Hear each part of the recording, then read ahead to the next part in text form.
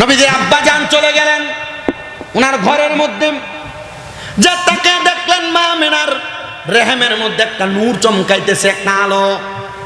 নবীজির আব্বাজান বলে আমি বুঝতে পারলাম হযরতে আমেনা সেই জায়গার মধ্যে সেই নূরের মালিকানা পাইছেন। তো নবীজি দুনিয়ার জমিনের মধ্যে এখনো আগমন করে নাই। নবীজির আম্মাজান বলে আমার গর্ভের মধ্যে সন্তান আছে কিনা নাই এটার খবর আমি জানি না। আল বিদায়া ওয়ান নিহায়া কিতাব পড়ে দেখবেন 1 খণ্ড না 14 খণ্ডের কিতাব। আমার ঘরের কিতাবটা এখনো পর্যন্ত বর্তমান। এ বাবা আমি পরে পরে দেখলাম রাহমাতাল লিল আলামিন নবীর আম্মাজান বলে যখন 1 মাস হয়ে যায় আমি তাকায়া দেখলাম আমার ঘরের দরজার মধ্যে কে যেন সালাম দেয়, আসসালাতু ওয়াসসালামু আলাইকা আইয়ুহান নবী। আমি সালামটা শুনলাম, বুঝতে পারলাম সালাম আমাকে দেওয়া হয় নাই, কোন নবীকে সালাম দেওয়া হয়েছে। মা আমেনা ডাক দিয়ে বলেন আমি তাড়াতাড়ি দরজার সামনে যাইয়া আমার ঘরের দরজাটা খুললাম। আমি দেখলাম আমার ঘরের দরজার মধ্যে কে যেন দাঁড়ানো, কিন্তু তার পাগুলা জমিনের মধ্যে। আমি মাথাটা উঁচা করে দেখলাম মনে হয় তার মাথাটা আল্লাহর আসমানের সাথে লাগতেছে। এ মা আমেনা এটা কে গো, তার পরিচয়টা কি? মা আমেনা বলেন আমি তারা প্রশ্ন করলাম মান আনতা, কে আপনি? উনি আমারে পরিচয় দেয় আনা আদামু সাফিউল্লাহ, আমি হইলাম আল্লাহ তাআলার পয়গম্বর, আমার নাম হলো হযরতে আদামু সাফিউল্লাহ। তো আপনি তো আমার ঘরের দরজায় আপনি যে সালাম দিলেন আসসালাতু ওয়াসসালামু আলাইকা ইয়া আইয়ুহান নবী, আপনি একজন নবীকে সালাম দিলেন। উনি ডাক দিয়া কয়ে গো মা আমেনা আপনার গর্ভের মধ্যে একজন নবী আগমন করেছে। জোরে বলেন সুবহানাল্লাহ, মারহাবা জোরে করেন না। মা আমেনা বলেন 2য় মাস আমার ঘরের মধ্যে হঠাৎ করে সালামের জবাব সালাম শুনতে পাইলাম। ঘরের দরজা খুললাম, দেখলাম তাকে উনিও ঠিক একই সাইজের মনে হয়। আমি ওনার কদমের দিকে আর মাথার দিকে তাকাইলাম, পরিচয় জিজ্ঞাসা করলাম কে আপনি? উনি আমার পরিচয় দেয় আমার নাম হলো হযরতে শীষ পয়গম্বর। আপনি কেন আসছেন? বলে রাহমাতাল লিল আলামিন নবীকে সালাম দেওয়ার জন্য। 3 নাম্বার মাস এবার আরেকজন আগমন করলো, জিজ্ঞাসা করলাম আপনার নাম কি? উনি আমার জবাব দেয় আমি হইলাম হযরতে ইব্রাহিম খলিলুল্লাহ। আপনি কেন আসছেন? বলে রাহমাতাল লিল আলামিন নবীকে সালাম দেওয়ার জন্য। 4র্থ মাস আগমন করলো, আপনার নাম কি? ওনার নাম হলো হযরতে দাউদ আলাইহিস সালাতু ওয়াস সালাম। এই নবী আপনি কেন আগমন করলেন? বলে আমি আগমন করেছি রাহমাতাল লিল আলামিনকে সালাম দেওয়ার জন্য। 5ম মাস আগমন করলো হযরতে মূসা কালিমুল্লাহ। উনি আগমন করে সালাম দেয়। মা আমেনা জিজ্ঞাসা করে কে আপনি? বলে আমি হইলাম হযরতে মূসা কালিমুল্লাহ। কেন আসছেন? বলে রাহমাতাল লিল আলামিন নবীকে সালাম দেওয়ার জন্য। 6ষ্ঠ মাস আগমন করলো, এবার আরেকজন নবী আগমন করলো যার নাম হযরতে ইউনূস আলাইহিস সালাতু ওয়াস সালাম। আপনি কেন আগমন করলেন? উনি বলে রাহমাতাল লিল আলামিন নবীকে সালাম দেওয়ার জন্য। এই 6ষ্ঠ মাসে নবীজির আব্বাজান দুনিয়া থেকে বিদায় হয়ে গেছে। আরে আমার নবীজির বাবাজান 3 মাসের মাথায় ইন্তেকাল করে চলে গেছেন। আমার নবী রাহমাতুল লিল আলামিন নবীজির আম্মাজান বলে আমি দেখলাম 6ম মাস আগমন করলো। আমি জিজ্ঞাসা করলাম আরেকজন নবী, আমি বললাম আপনার নামটা কি, পরিচয়টা কি? উনি বলেন আমার নাম হযরতে মূসা আলাইহিস সালাতু ওয়াস সালাম। 6ষ্ঠ মাস আমার নাম হযরতে নূহ আলাইহিস সালাতু ওয়াস সালাম। আপনি কেন আগমন করলেন? বলে আমি রাহমতের নবীকে সালাম দেওয়ার জন্য। 8ম মাসে আরেকজন নবী আসলেন, 9ম মাসে আরেকজন নবী আসলেন যার নাম হযরত ঈসা রুহুল্লাহ। বলে আপনি কেন আসলেন? বলে রাহমাতাল লিল আলামিন নবীকে সালাম দেওয়ার জন্য।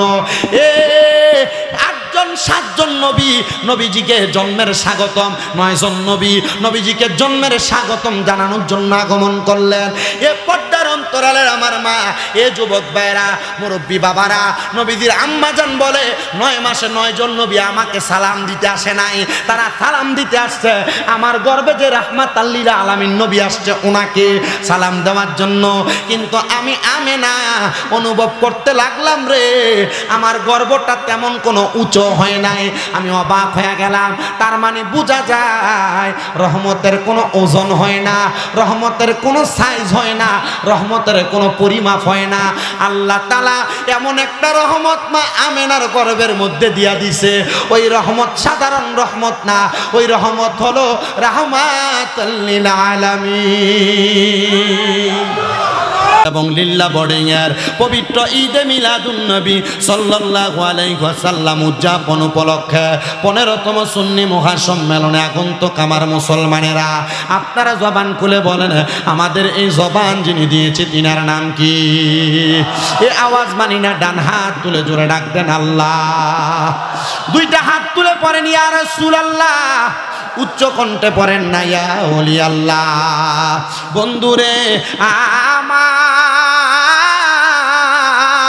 ও জঙ্গলদির বাবারা, আমার আল্লাহ তাআলা জানায় দেয় জগতের বান্দার দলেরা, ওয়াশকুরু নি'মাতাল্লাহি আলাইহিম ইন কুনতুম ইয়াহু তা'বুদুন। আল্লাহ কয় বান্দারে তোমরা আমি আল্লাহর নিয়ামতের শুকরিয়া আদায় করো যদি তোমরা আমি আল্লাহর ইবাদত করো। আপনারা বলেন মুসলমান ইমানদারেরা, নামাজ রোজা হজ যাকাত দান সদকা যত রকমের ইবাদত আমরা এই সকল ইবাদত করি একজনের জন্য, তিনি কে? মুহাব্বতের আওয়াজে বলেন না তিনি কে? এ মুসলমান ইমানদার, এ নবীর উম্মতের দল, যেহেতু জবানের মালিক আমার আল্লাহ, আল্লাহর দেওয়া জবান দিয়া মুহাব্বতের আওয়াজে আমার আল্লাহ তাআলার কালামে হাকিমের তেলাওয়াত করেন। আর পরে ফি শানি হাবিবিহি ওয়া মাহবুবিহি ওয়া মা'শুকিহি মুখবিরাও ওয়া আমিরা ইন্নাল্লাহা ওয়া মালাইকাতাহু ইউসাল্লুনা আলান নাবিয়্যি ইয়া আইয়ুহাল্লাযীনা আমানু সাল্লু আলাইহি ওয়া সাল্লিমু তাসলিমা। আল্লাহুম্মা সাল্লি আলা সাইয়্যিদিনা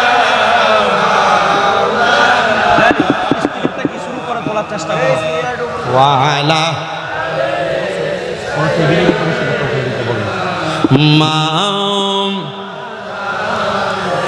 আরেকটু মোহাব্বতের আওয়াজে পড়েন আল্লাহুম্মা সাল্লি। মোহাব্বতে পড়েন, ঈমান তাজা হবে। মাওলানা ওয়া আলা আলি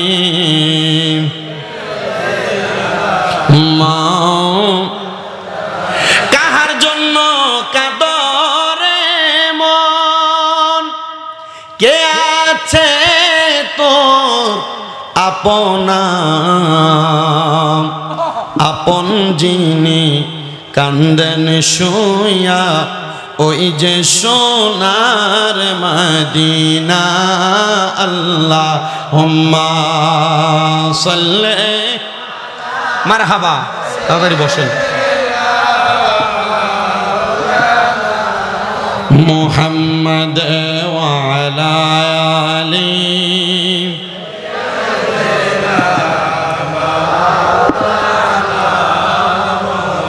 গভীর মনোযোগ, নীরব থাকবেন আমার বাবারা। আপনারা বলেন আমরা যে নবীর উপর দরুদ আদায় করি খুশি হয় কে? আওয়াজ আস্তে করবেন না, মুহাব্বতের আওয়াজে বলেন না খুশি হয় কে? আমরা কেন নবীর উপর দরুদ আদায় করি? আমার আল্লাহ তাআলা আমার নবীর মাধ্যমে কোরআনুল কারীমের মধ্যে আয়াত নাযিল করে জানায় দেয় জগতের বান্দারা, ইন্নাল্লাহা নিশ্চয় আমি আল্লাহ ওয়া মালাইকাতাহু আমার অসংখ্য ফেরেশতাদেরকে নিয়া ইউসাল্লুনা আলান নবী আমি আল্লাহ আমার নবীর উপর দরুদ আদায় করি। ও আল্লাহ, বুঝতে পারলাম আপনি দরুদ আদায় করেন, কিন্তু আল্লাহ আপনি বললেন আকিমুস সালাত, আমরা যেন নামাজ কায়েম করি। আল্লাহ আপনার কাছে জানতে চাই, আপনি বলেন না যে নামাজের কথা আপনি আমাদেরকে বললেন সেই নামাজ আপনি পড়েননি। আল্লাহ নামাজ আদায় করে না, কারণ নামাজ যার জন্য পড়া হয় তিনি হলো রব, আর যারা পড়ে তারা স্রষ্টা, তারা সৃষ্টি। নামাজ যার জন্য পড়া হয় তিনি হলো স্রষ্টা, আর যারা আদায় করে তারা হলো সৃষ্টি। আল্লাহ তাইলে বোঝা গেল সৃষ্টির জন্য ইবাদত, স্রষ্টার জন্য ইবাদত নয়। আল্লাহ তার মানে বুঝতে পারলাম আপনি আমাদেরকে নামাজের কথা বললেন, আপনি নামাজ পড়েন না।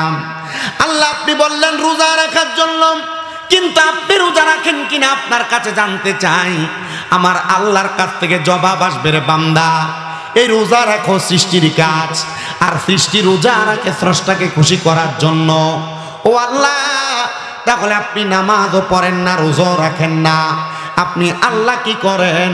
আল্লাহ বলে বান্দা আমি আল্লাহ ইউসাল্লুনা আলান নবী, আমার নবীর উপরে দুরূদ আদায় করে জোরে পড়েন সুবহানাল্লাহ। আল্লাহ যেই কাজটা করে না আপনি সেই কাজটা করেন, কারণ আল্লাহর হুকুম। তো আল্লাহ যেই কাজটা করে আপনি কেন সেই কাজটা করবেন না? আল্লাহ বলে হ্যাঁ হ্যাঁ ওই কাজটাও তারা করবে। আল্লাহ তারা কারা? আল্লাহ বলেন ইয়া আইয়ুহাল্লাযীনা আমানু, ওহে যারা ঈমানদার, সাল্লু আলাইহি, তোমরা ওই নবীর উপর দুরূদ আদায় করো। শুধু দুরূদ আদায় করবা না, আল্লাহ বলেন ওয়াসাল্লিমু তাসলিমা, তোমরা ওই নবীকে সালাম দাও আদবের সাথে।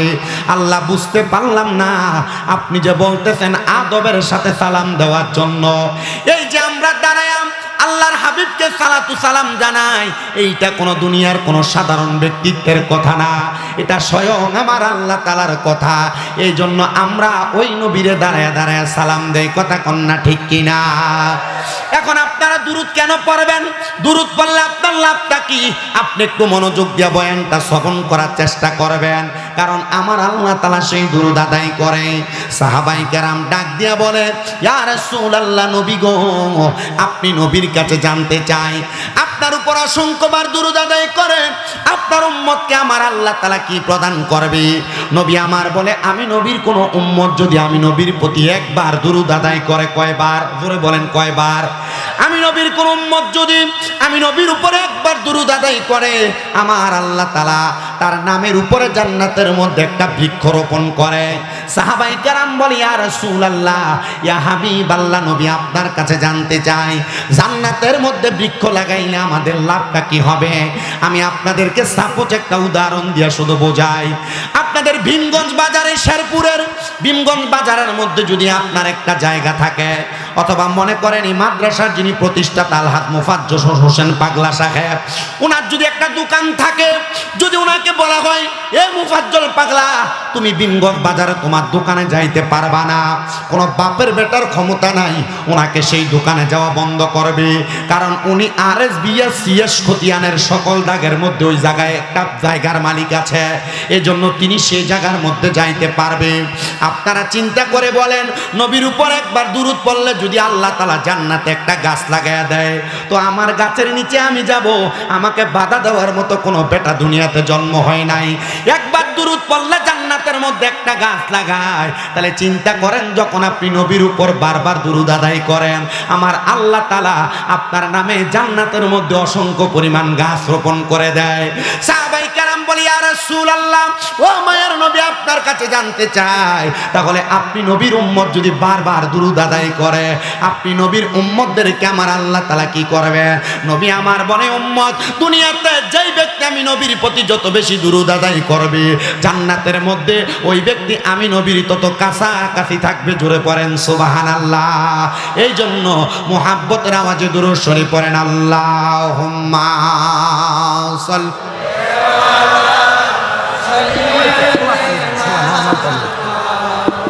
মারহাবা ওয়া আলা আলি সাইয়্যিদিনা।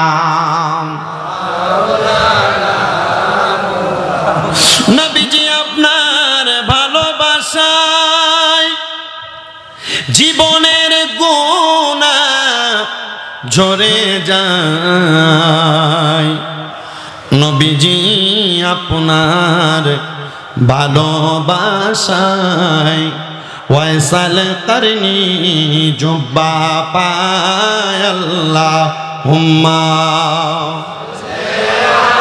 মারহাবা। জবান বন্ধ রাখবেন না।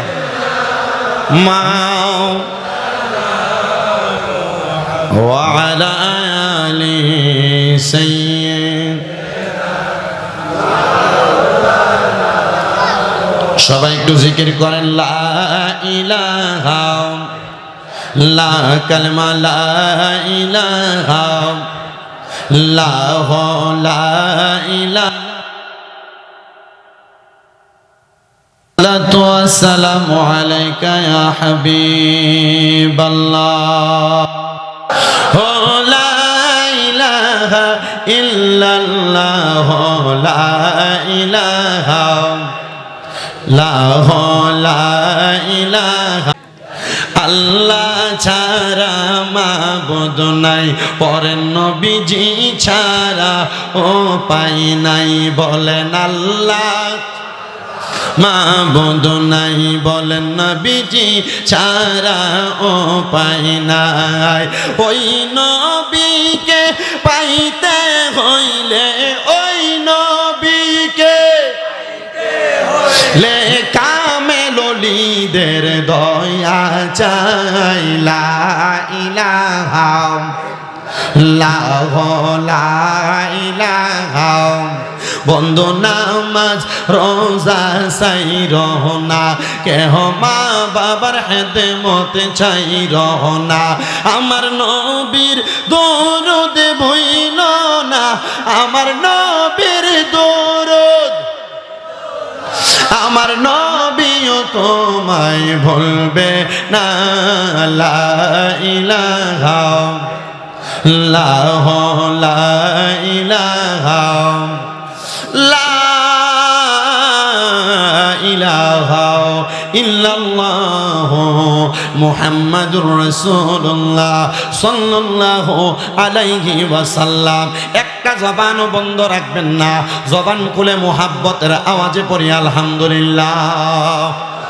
মুআজ্জাজ সদরে মুহতারাম, দিগার দিনদার ইমানদার মুত্তাকিন মুসল্লিনে কারাম, বিশেষ করে জঙ্গলদি দাখিল নুরানি হাফিজিয়া মহিলা মাদ্রাসুলিল্লাহ বোর্ডিং এর পবিত্র ঈদ মিলাদুন নবী সাল্লাল্লাহু আলাইহি ওয়াসাল্লাম উদযাপন উপলক্ষে 15তম সুন্নি সম্মেলনের সম্মানিত সভাপতি আলহাজ আব্দুল কাদের মেম্বার সাহেব, সম্মানিত সহসভাপতি আলহাজ খলিলুর রহমান আকন্দ সাহেব, সম্মানিত উদ্বোধক আপনাদের ভার্সেস ওয়ার্ল্ড হজ গ্রুপের সম্মানিত ডিরেক্টর মাওলানা গোলাম কাদের কিবরিয়া সাহেব, সম্মানিত সহকারী উদ্বোধক আপনাদের জঙ্গলদির বিশিষ্ট ব্যবসায়ী মোহাম্মদ মমিনুল ইসলাম মমিন সাহেব সহ মাহফিলে আলোচনা তাকরীর করেছেন মুবাল্লিগিন উলামায়ে কেরাম। বিশেষ করে মাহফিল পরিচালনা করছেন কারি মোহাম্মদ জামিন হুসাইন সাহেব, মোহাম্মদ আব্দুল কাইয়ুম সাহেব। উলামায়ে কেরাম, সম্মানিত ডাইনে বা দূর যাচ্ছে আমার দাড়ি পাকা মুরব্বী বাবারাম, যুবক নজওয়ান ভাইয়েরা, ছোট ছোট মাসুম বাচ্চারা, পর্দানশিনী আমার অবলা সরলা মা ও বোনেরা, সবাই বলেন আমরা আজকের জান্নাতের বাগানে আসার বসার ক্ষমতা এবং তৌফিক দান করেছেন একজন, তিনি কে? আল্লাহর নাম নিলে কি সওয়াব হয় না গুনাহ হয়? যদি সওয়াব হয় মোহাব্বতের আওয়াজে বলেন তিনি কে? আল্লাহ চাইলে আমাদেরকে শেরপুরের মেডিকেল হসপিটালে আমাদেরকে রুগী বানায় বেডে বসায় রাখতে পারতেন, শোয়ায় রাখতে পারতেন। আল্লাহ বড় মায়া করেছেন, বড় দয়া করেছেন বিদায় আজকে এই জঙ্গলদির দাখিল নুরানি হাফিজিয়া এবং মহিলা মাদ্রাসার জান্নাতের বাগানে আসার তৌফিক দান করেছেন। সেই শুকরিয়া আদায় করে আপনার এক বাক্যে যাদের জবান আছে তাদের কাছে আমার দাবি আছে, জোশে গোশে মোহাব্বতের আওয়াজে পড়ি আলহামদুলিল্লাহ। আপনারা বলেন এই জান্নাতের বাগান হয়েছে, আপনারা সবাই কি খুশি না বেজার? আপনারা কি জানেন আপনাদের চাইতে আরেকটা দল বেশি খুশি? আমি বেজারের কথা বলছি না, আরেকটা দল সবচাইতে খুশি। তারা কারা? তারা হলো এই এলাকার যত গুরুস্থানের কবরবাসী আছে, তারা কেমন খুশি? আল্লাহর হাবিবের ইবনে মাজাহ শরীফের একটা হাদিস শরীফ পড়ে দেখলাম, নবী বলেন যখন দুনিয়াতে কোনো কোরআন সুন্নাহর বাগান সাজানো হয়, এলাকার কবরবাসীর রুহগুলাকে আল্লাহ উন্মুক্ত করে দেন।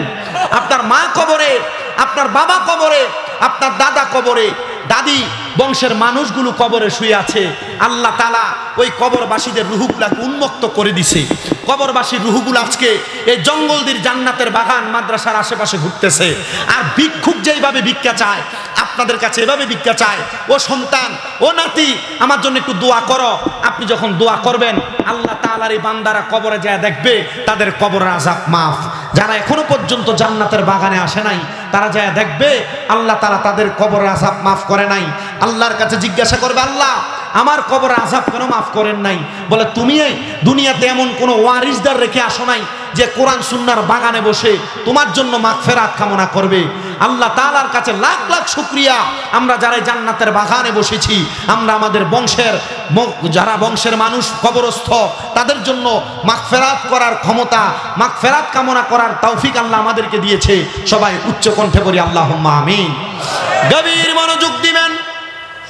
ডাইনে বামে যাচ্ছি না আমার বাবারা, যেহেতু মাহফিলটার প্রথমে লেখা হয়েছে পবিত্র ঈদে মিলাদুন নবী সাল্লাল্লাহু আলাইহি ওয়াসাল্লামের মাহফিল।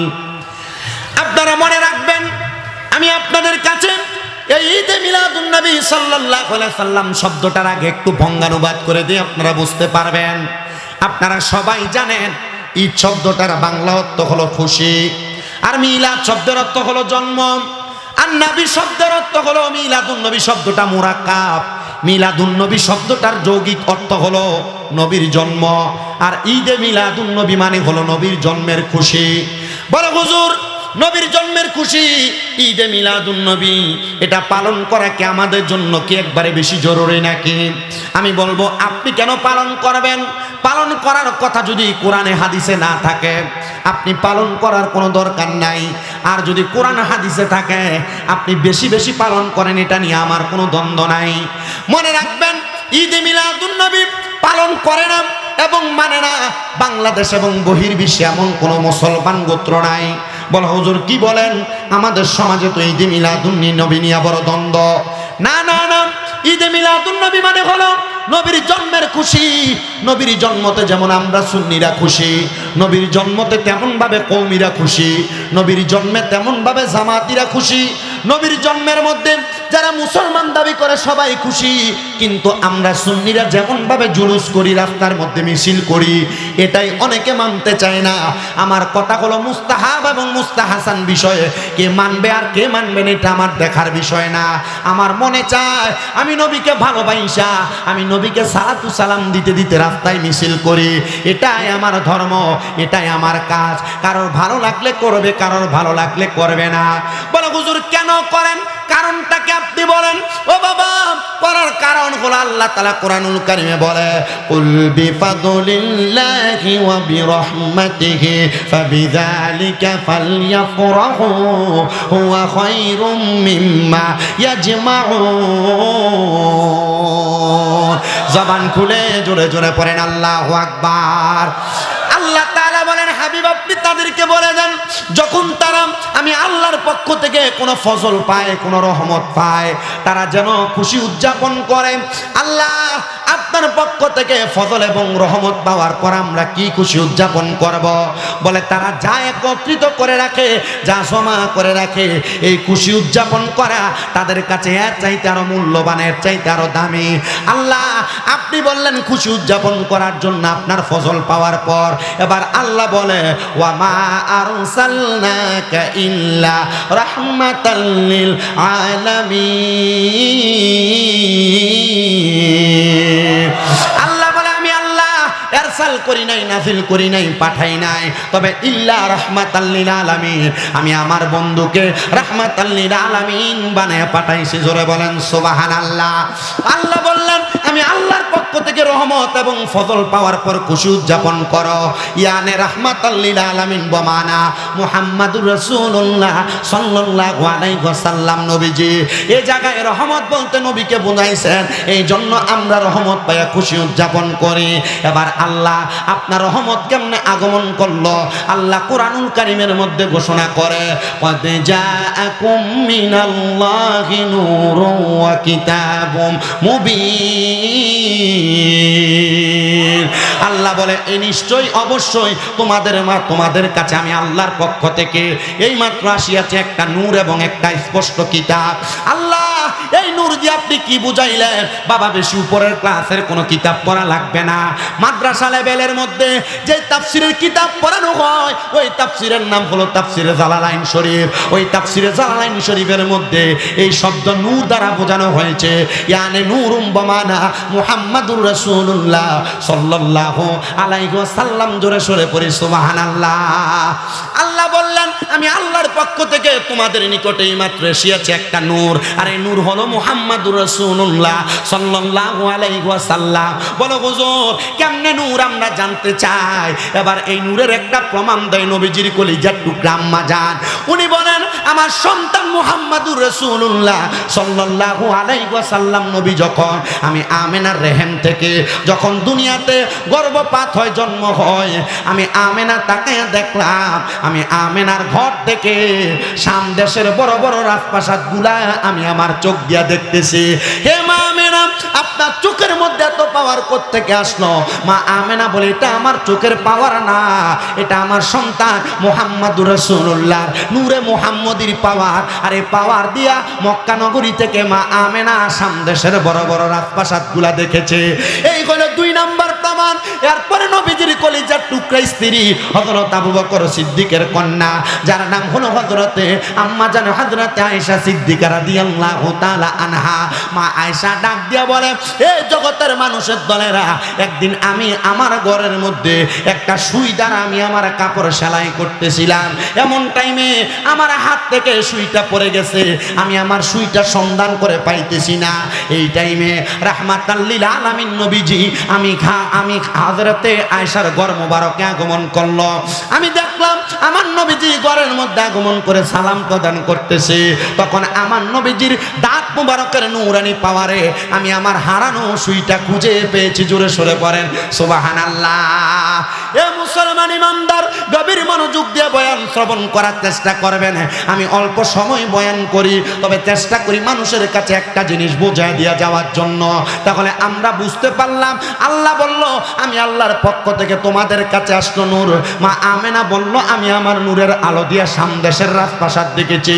আম্মা জান আয়েশা সিদ্দিকা বলল ওই নূরের আলোতে আমি সুইখন সন্ধান করে পাইলাম। তার মানে বোঝা যায় আমার আল্লাহ তাআলা ওই নবীকে রাহমাতাল লিল আলামিন নবীকে নূরে মুহাম্মদী বানায়া দুনিয়ার জমিনে পাঠাইছেন। জোরে বলেন সুবহানাল্লাহ। মুসলমান ইমানদারেরা গভীর মনোযোগ দিয়ে বয়ান শ্রবণ করবেন। ওই নবী কিভাবে দুনিয়াতে আগমন করলো, ওই নবী কিভাবে দুনিয়াতে আগমন করলো। দুনিয়ার কন্যা সন্তানেরা যখন গর্ভে সন্তান প্রসব করার জন্য গর্ভধারণ করে, দেখবেন তাকায়া তাদের গর্ভটা কেমন জানি উঁচা হয়ে যায়। কিন্তু রাহমাতাল লিল আলামিন নবী দুনিয়ার কোনো সাধারণ মানুষের মতো দুনিয়াতে আগমন করে নাই। ইয়া রাসূলুল্লাহ, নবীজি আপনি কেমনে দুনিয়াতে আগমন করলেন? আরে আগমনের খবর আসবে পরে, আগে তো আমার নবীজির আম্মা জানের গর্ভে যাক না রে বাবা। বলে হুজুর কেমনে গেল? আমার নবীজির আব্বা জান, যার নাম হযরতে খাজা আব্দুল্লাহ, নবীজির আব্বা জানেরা মানে নবীজির চাচা জানেরা ছিল 1 জন না 10 জন। এই 10 জনের মধ্যে আমার নবীজির আব্বা জান ছিল সর্বকনিষ্ঠ, সর্বছোট। নবীজির আব্বা জানের যত ভাই ছিল ওনারা একজন একজন করে দুনিয়া থেকে বিদায় হয়ে গেছে।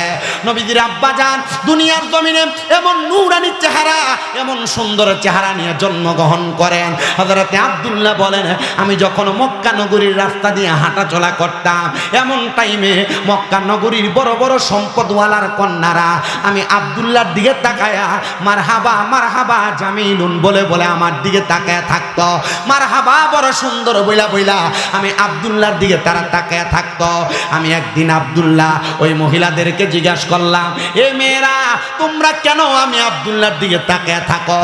তারা বলে, এ আব্দুল্লাহ আমরা শুধু তাকায়া থাকি না, আমরা তোমাকে বিবাহ করার জন্য প্রস্তুত আছি। জোরে বলেন মারহাবা। একদিন 2 দিন করে নবীজির আব্বা জানের কাছে বিবাহের প্রস্তাব প্রদান করে। নবীজির আব্বা জান 3 দিনের দিন দৌড়ে কাবা ঘরের সামনে গেলেন, যা দেখলেন নবীজির আব্বা জান হযরতে নবীজির কলিজার টুকরা আব্বা জান হযরতে আব্দুল্লাহর বাবা জান হযরতে আব্দুল মুত্তালিব নবীর দাদা, উনি কাবা শরীফের সাথে হেলান দিয়া ঘুমাইতেছেন। যে ডাক দিয়ে বলেন, ও বাবা হযরতে আব্দুল মুত্তালিব, আপনার কাছে আমার একটা প্রশ্ন গো বাবা। আমি রাস্তাতে বের হলে মক্কার মহিলারা আমারে বড় ডিস্টার্ব করে, মক্কার মহিলারা বড় আমারে জ্বালাতন করে, তারা নাকি আমাকে বিবাহ করতে চায়। ও বাবা, বেশি দিন হয় না আমি আমার দুইটা চোখ দিয়া মক্কা দেখে আসছি, বেশি দিন হয় না আমি আমার হাতগুলা দিয়া আল্লাহ তাআলার কাবা ঘরের গিলাফগুলো ধরে আসছি, বেশি দিন হয় না আমি আমার ঠোঁটগুলা দিয়া আল্লাহ তাআলার কাবা ঘরের পাশে যে হাজরে আসওয়াদ পাথর আছে, একবার দুই নেবার না আমি 10 বার ওই হাজরে আসওয়াদ পাথরের মধ্যে চুম্বন দিয়েছি।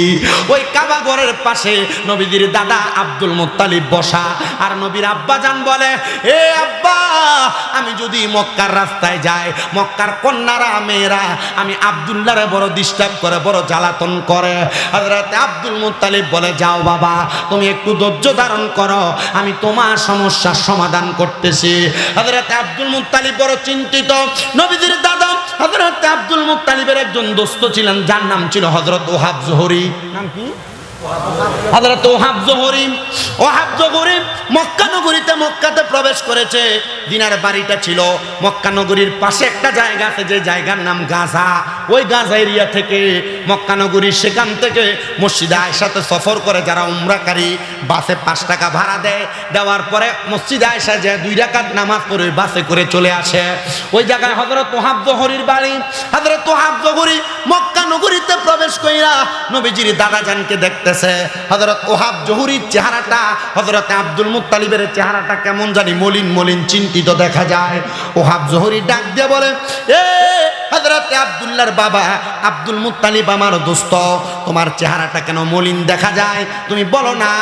বলে, মলিন হলো আমার সন্তান আব্দুল্লাহ প্রাপ্তবয়স্ক হয়ে গেছে, আমার সন্তানের বিবাহের জন্য একটা উপযুক্ত কন্যার প্রয়োজন।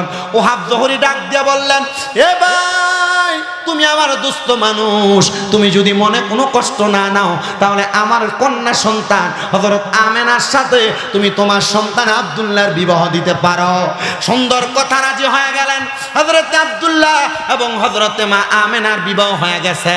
শুধু বিবাহ হয় নাই, যখন তারা বাসর ঘরের মধ্যে প্রবেশ করে, তার আগে একটা কথা বলে নেই, নবীর আব্বা হযরত আব্দুল্লাহ যখন রাত্রবেলা বাজার থেকে বাড়িতে ফিরে আসতেন, এখন মানুষ লাইট টিপে টিপে বাড়ির মধ্যে আসে, আর তার আগের যুগে হারিকেন জ্বালায়া বাড়িতে আগমন করত। আর মক্কা নগরীর বাজারের মানুষেরা যখন তারা বাজার থেকে বাড়িতে ফিরত, তারা একদল হয়ে দাঁড়ায় থাকতো। নবীর আব্বা হযরতে আব্দুল্লাহর সঙ্গে তারা বাড়িতে যাইত। তারা জিজ্ঞাসা করে, হে আব্দুল্লাহ, তুমি কি একটাবার আমাদের কাছে জানতে চাও না আমরা কেন তোমার জন্য দাঁড়ায় থাকি? বলে, কারণ কি? হযরতে আব্দুল্লাহর পেশানির মধ্যে একটা নূরে মুহাম্মদী ছিল, যেটার পাওয়ারে তারা রাস্তা আলোকিত দেখতে পাইতো। জোরে শুনে পড়েন সুবহানাল্লাহ। আপনাদের কি কষ্ট হচ্ছে? ওয়াজ কি কিছুক্ষণ চলবে ইনশাআল্লাহ? আমার সময় 10টায় ছিল, আমাকে 10টায় দেওয়া হয় নাই। টাইম লস মনে রাখবেন, ওয়াদা খেলাফ করলে মুনাফিকের আলামত। 10টা 11টা কি করবেন? ওয়াজ করে যাবেন। কিসে? আমি বলি আপনাদেরকে,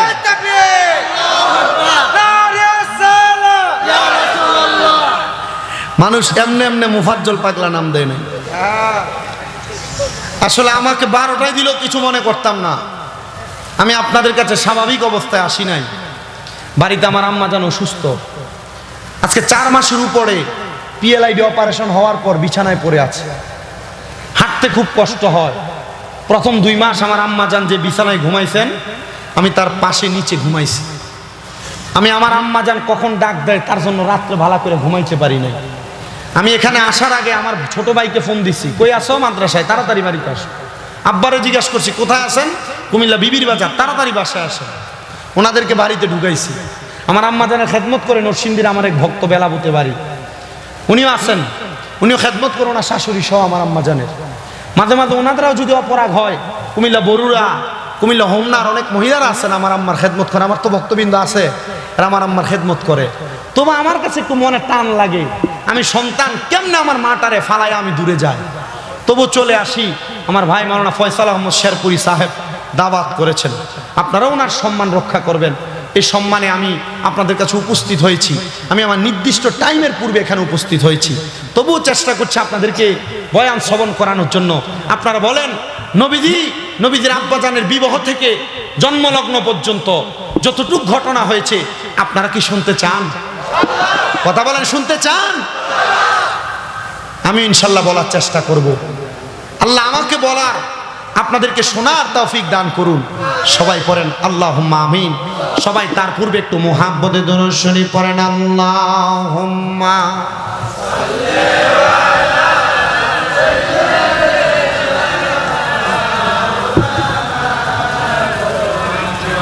ওয়া আলা আলি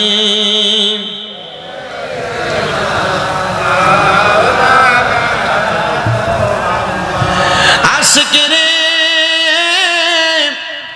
আল্লাহ কই জিবরাইল শোনো না, আসমান সাজাও জমিন সাজাও, আসমান সাজাও জমিন সাজাও, সাজাও বেহেশত খানা, ইমানদারগণ মাহফিল করোনা, বলেনি দে মিলাদুন নবীর মাহফিল প্রথমে করেছেন রাব্বানা, ইমানদারগণ মাহফিল করোনা।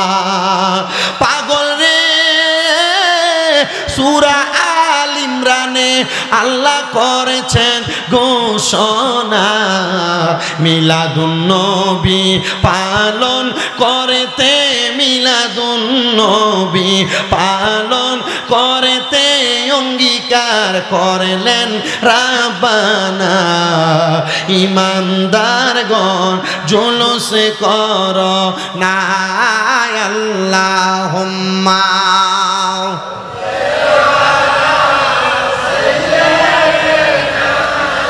মাওলানা মুহাম্মদ ওয়া আলা আলি সাইয়্যিদিনা। আমার মুসলমান ইমানদারেরা, নবীজির আব্বাজান বাজার থেকে যাওয়ার সময় বাজারের সকল খরিদ্দাররা বলতো, হে আব্দুল্লাহ, আমরা তোমার জন্য বসে থাকি, তোমার কপালের নূরে মুহাম্মদীর আলো দিয়া আমরা যেন রাস্তা পারাপার হতে পারি। এবার নবীর আব্বাজান হযরত আব্দুল্লাহ ওনার স্ত্রীর সঙ্গে, মানে নবীদের আম্মাজান হযরত আমিনার সঙ্গে বাসর হয়ে গেল। বাসর এমনি হয় নাই, 2 রাকাত নফল আদায় করে, নফল নামাজ আদায় করে নবীদের আব্বাজান হযরত মা আমিনার কপাল মুবারকের মধ্যে একটা চুম্বন করেছে। আর নবীদের আম্মাজান হযরতে আমিনা নবীদের আব্বাজানের কপাল মুবারকের মধ্যে চুম্বন করেছে। এইভাবে রাত্রি যাপন হয়ে গেছে। পরের দিন সকালবেলা নবীদের আব্বাজান রাস্তা দিয়ে যায়, কিন্তু মক্কার যে মেয়েরা নবীদের আব্বাজানকে বিবাহের প্রস্তাব দিত, কিন্তু ওই দিন আর নবীদের আব্বাজানের চেহারার দিকে ফিরা তাকান না। নবীদের আব্বাজান বড় অবাক হয়ে গেলেন। এবার আরেকটু সামনে যায়, অন্য মেয়েরাও বিবাহের প্রস্তাব দেয় না। নবীজির আব্বাজান বড় অবাক হয়ে যায়, দৌড়ায়া নবীর দাদা হযরত আব্দুল মুত্তালিবের কাছে গেলেন।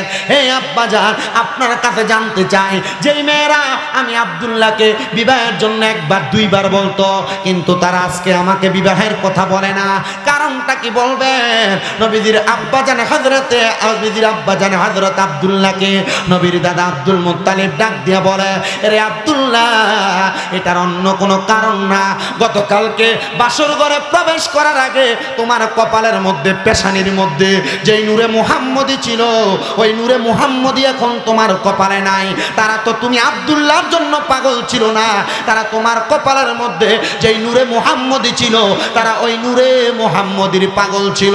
তারা জানে তুমি আব্দুল্লাহর কাছ থেকে একটা নূর আগমন করবে, একটা সন্তান আগমন করবে, যার নাম আল্লাহ তাআলা আসমানে রাখলেন আহম্মদ, জমিনে রাখলেন মুহাম্মদ। আর ওই নবীজির মা হওয়ার জন্য মক্কার মহিলারা পাগল ছিল। বলেন সুবহানাল্লাহ। এ পর্দার অন্তরালের আমার আম্মুজিরা, আমি আপনাদের কাছে করজোরে আবদার করতেছি গো আমার মায়েরা, আপনারা যদি আপনাদের গর্ভ থেকে এমন একটা নেককার সন্তান জন্ম দিতেন চান, আপনারা আপনাদের কখনো স্বামীর অবাধ্য হবেন না, আপনারা কখনো বেপর্দা পাবে চলবেন না, বেহায়াপনা করবেন না, আপনারা কখনো আপনার চেহারাটা কোনো পরপুরুষকে দেখাইবেন না, বাজারে বাজারে ঘুরবেন না, রাস্তায় রাস্তায় বেপর্দা ভাবে ঘুরবেন না। ও মা, আপনাদের কাছে আমার আবদার, আপনারা কখনো আপনাদের শরীরের মধ্যে টাইট ফিটিং জামা কাপড় পরবেন না। যদি এগুলা করেন তাহলে আপনার গর্ভ থেকে মুহাম্মদ রাসূলুল্লাহর মতো একটা নেককার সন্তান আপনি জন্ম দিতে পারবেন না। আপনি দুনিয়াতে এমন সন্তান জন্ম দিবেন যেই সন্তান বড় হওয়ার পর আপনি মারে ভাত দিবে না, আপনি মাকে আপনি বাবাকে বুড়া বুড়ি বলে ডাকবে। এবার আপনারা বলেন, একটা নেককার সন্তান জন্ম দেওয়ার জন্য মা বোনদেরকে পর্দা পশিদায় চলার দরকার আছে না? না, কষ্ট হচ্ছে আপনাদের? সময় কম, অল্প সময় কথা বলে আমি বিদায় নিই। আপনারা মনোযোগ দিবেন একটু। নবীজির আব্বা জান চলে গেলেন, ওনার ঘরের মধ্যে যে তাকে দেখলেন মা আমেনার রেহেমের মধ্যে একটা নূর চমকাইতেছে, একটা আলো। নবীজির আব্বা জান বলে, আমি বুঝতে পারলাম হযরতে আমেনা সেই জায়গার মধ্যে সেই নূরের মালিকানা পাইছেন। তো নবীজি দুনিয়ার জমিনের মধ্যে এখনো আগমন করে নাই। নবীজির আম্মা জান বলে, আমার গর্ভের মধ্যে সন্তান আছে কিনা না এটার খবর আমি জানি না। আল বিদায়া ওয়ান নিহায়া কিতাব পড়ে দেখবেন 1 খণ্ড না 14 খণ্ডের কিতাব। আমার ঘরের কিতাবটা এখনো পর্যন্ত বর্তমান। এ বাবা, আমি পরে পরে দেখলাম রাহমাতাল লিল আলামিন নবীর আম্মা জান বলে, যখন 1 মাস হয়ে যায় আমি তাকায়া দেখলাম আমার ঘরের দরজার মধ্যে কে যেন সালাম দেয়, আসসালাতু ওয়াসসালামু আলাইকা আইয়ুহান নবী। আমি সালামটা শুনলাম, বুঝতে পারলাম সালাম আমাকে দেওয়া হয় নাই, কোন নবীকে সালাম দেওয়া হয়েছে। মা আমেনা ডাক দিয়ে বলেন, আমি তাড়াতাড়ি দরজার সামনে যাইয়া আমার ঘরের দরজাটা খুললাম। আমি দেখলাম আমার ঘরের দরজার মধ্যে কে যেন দাঁড়ানো, কিন্তু তার পাগুলা জমিনের মধ্যে। আমি মাথাটা উঁচা করে দেখলাম, মনে হয় তার মাথাটা আল্লাহর আসমানের সাথে লাগতেছে। এ মা আমেনা, এটা কে গো, তার পরিচয়টা কি? মা আমেনা বলেন, আমি তারা প্রশ্ন করলাম, মান আনতা, কে আপনি? উনি আমারে পরিচয় দেয়, আনা আদামু সাফিউল্লাহ, আমি হইলাম আল্লাহ তাআলার পয়গম্বর, আমার নাম হলো হযরতে আদামু সাফিউল্লাহ। তো আপনি তো আমার ঘরের দরজায় আপনি যে সালাম দিলেন, আসসালাতু ওয়াসসালামু আলাইকা ইয়া আইয়ুহান নবী, আপনি একজন নবীকে সালাম দিলেন। উনি ডাক দিয়া কয়ে, গো মা আমেনা, আপনার গর্ভের মধ্যে একজন নবী আগমন করেছে। জোরে বলেন সুবহানাল্লাহ, মারহাবা, জোরে বলেন না।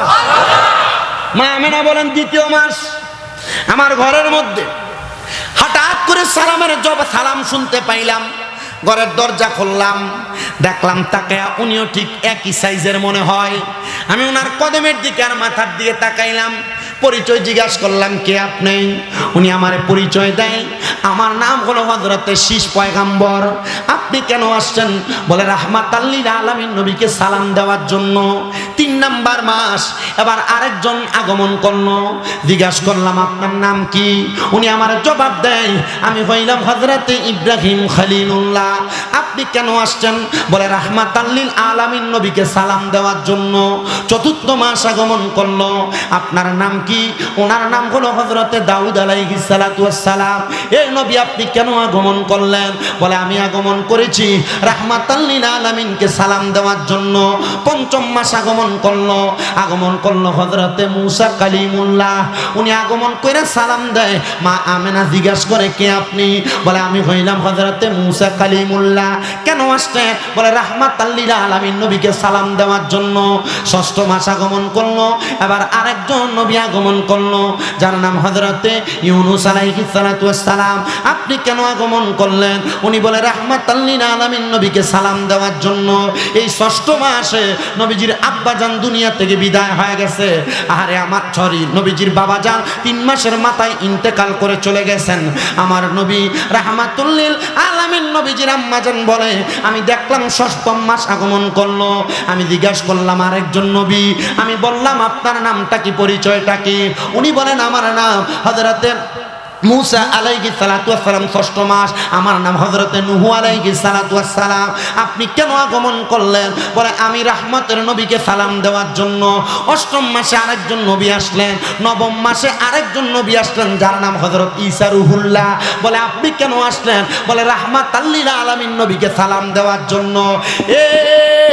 8জন জন 7 জন নবী নবীজিকে জন্মের স্বাগতম, 9 জন নবী নবীজিকে জন্মের স্বাগতম জানানোর জন্য আগমন করলেন। এ পর্দার অন্তরালের আমার মা, এ যুবক ভাইরা, মুরব্বী বাবারা, নবীজির আম্মাজান বলে 9 মাসে 9 জন নবী আমাকে সালাম দিতে আসে নাই, তারা সালাম দিতে আসছে আমার গর্বে যে রাহমাতাল লিল আলামিন নবী আসছে ওনাকে সালাম দেওয়ার জন্য।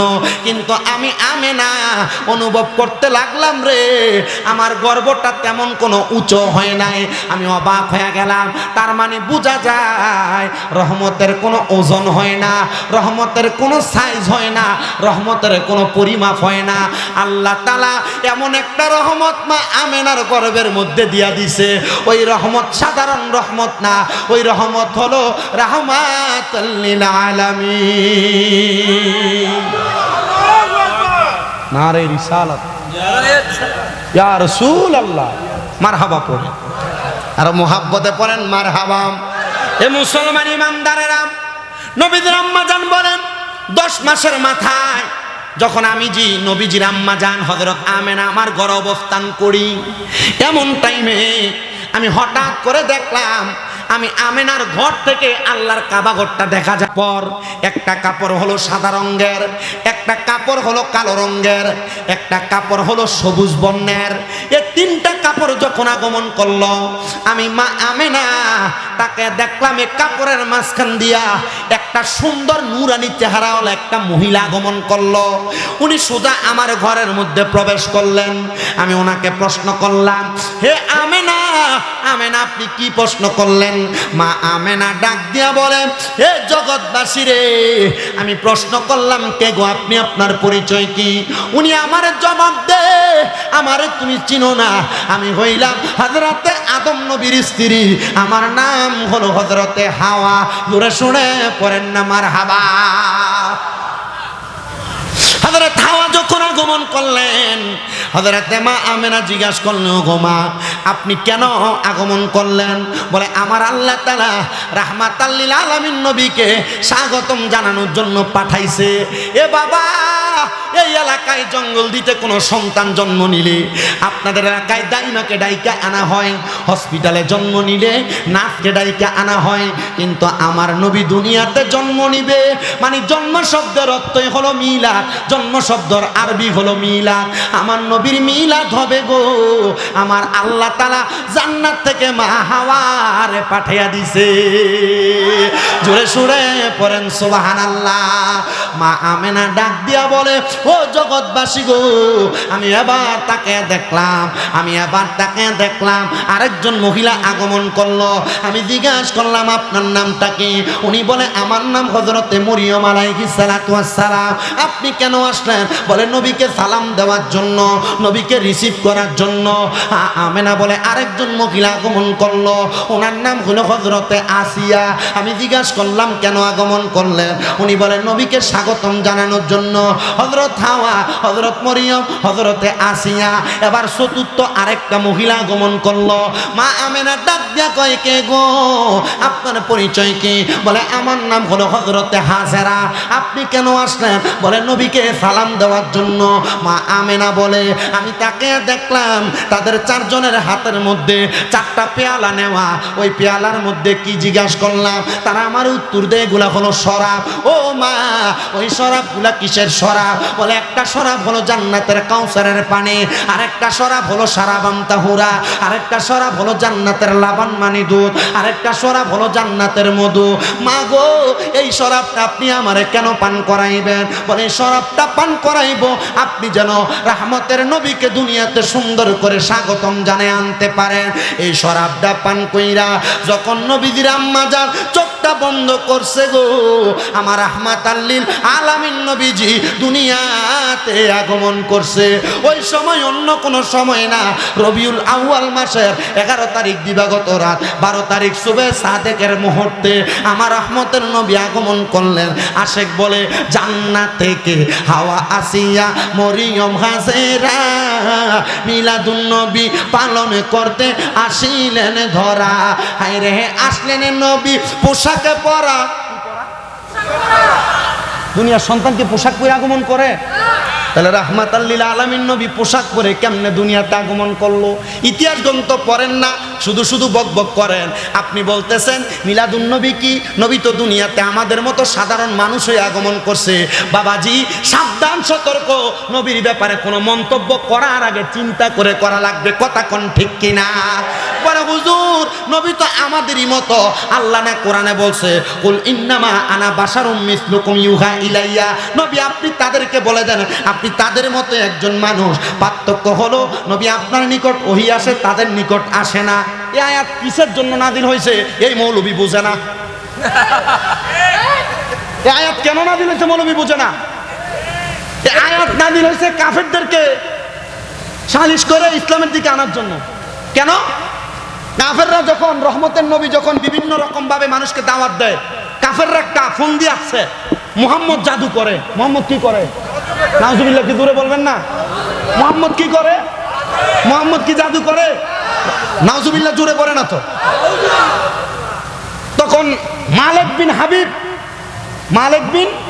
হাবিব এক লোক ওই এলাকার সবচাইতে বড় জাদুগির ছিল।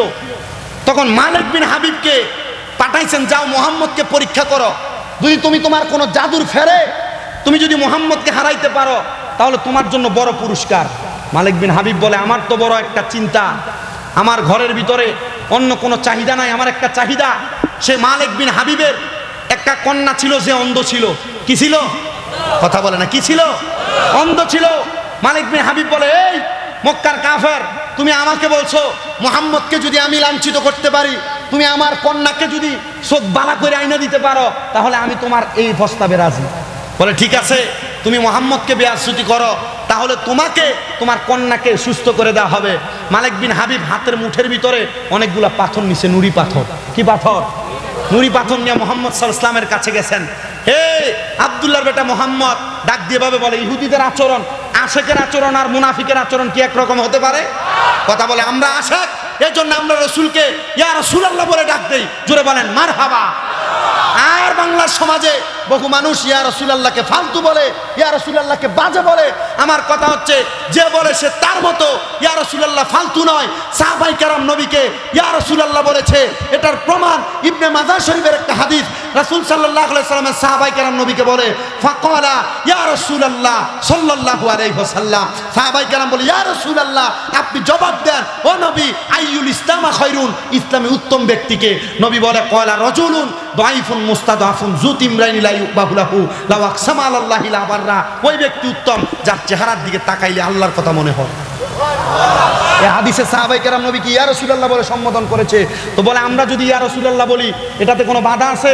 কে করছে ইয়া রাসূলুল্লাহ? তাহলে সাহাবায়ে কেরাম নবীকে ইয়া রাসূলুল্লাহ বলছে। মারহাবা। আপনাদের কষ্ট হচ্ছে, অসুবিধা হচ্ছে আপনাদের? ইয়া রাসূলুল্লাহ কি বলবে চলবে না বন্ধ থাকবে? বেশি বেশি ইয়া রাসূলুল্লাহ চলবে না বন্ধ থাকবে? নারে রিসালাত, নারে রিসালাত, নারে রিসালাত। যখনই নারে তাকবীরের স্লোগান হবে সাথে সাথে নারে রিসালাত হবে। কেউ যদি বলে না চলবে না, এটা ভালো না, এটা স্লোগান, ওই স্লোগান, আমাদের মানার কোনো দরকার। আল্লাহ আমাদেরকে বোঝার তৌফিক দান করুন।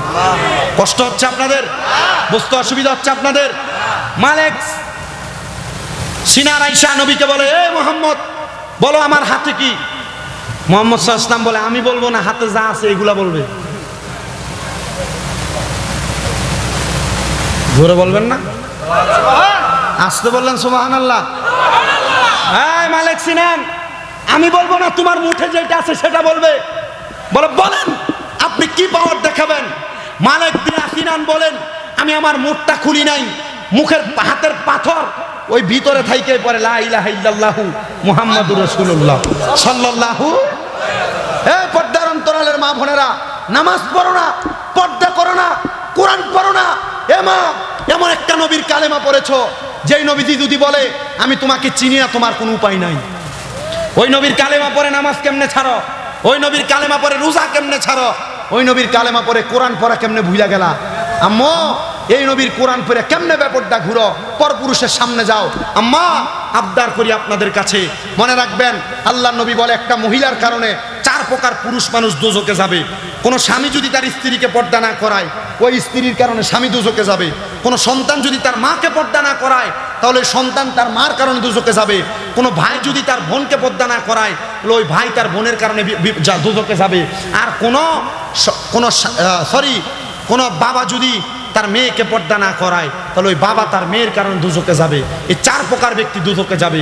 এবার আপনাদের সিদ্ধান্ত, আপনারা দুজকে যাবেন না মহিলাদেরকে পর্দায় ঢুকাবেন। হুজুর পর্দায় ঢুকাবো, আমি বাড়িতে দেয় পর্দার কথা বললে বেটি আমার ধমক দেয়। এমন মহিলা সমাজে আছে না নাই? মা, আমি আপনাদের সন্তানের মতো আপনার পায়ে হাত দিয়ে বলি, মা স্বামীকে ধমক দিয়েন না, স্বামীর কথার উপর কথা বলেন না।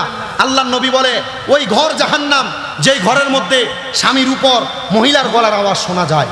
আর আপনার স্বামী কোনো কথা বললে আপনি আপনার স্বামীর কথার উপর বলেন তুমি বুঝো না, এ মা, জান্নাতে যাওয়া বন্ধ হয়ে যাবে স্বামীর মনে কষ্ট দেওয়ার কারণে। আর আপনারা ঠিক করেন না, মহিলা কোনো কাজ করলে উল্টাপাল্টা হইলে আপনি আপনার বউর মা বাবার নাম তুলে গালি দেন। কে বলেছে? রহমতের নবী বলে, হে দুনিয়ার পুরুষেরা, তোমরা তোমাদের নারীদেরকে, মহিলাদেরকে, স্ত্রীদেরকে তাদের মা বাবার নাম তুলে গালি দিও না। ইয়া রাসূলুল্লাহ, কেন? নবী বলে, আমি মহিলাদের বাবা। আপনি আপনার মহিলার স্ত্রীর যখন গালি দেন, উমুক মারানি জি দেন কিনা, তখন গালি যে কার উপরে পড়ে? নবীর উপরে পড়ে। গালি দেওয়া থেকে বিরত থাকবেন। মা বোনদেরকে বলবো, স্বামীর ইজ্জত করবেন, সম্মান করবেন, তাজিম করবেন। আপনাদের কষ্ট হচ্ছে বাবা, আমার ওয়াজ এমনই, আমার ওয়াজ অল্প কিছুক্ষণ সময় দেখেন, আমি অনেকগুলো বিষয় আপনাদেরকে টাচ দিচ্ছি। যদি আপনাদের কষ্ট হয় আল্লাহর হস্তে ক্ষমা করে দিবেন।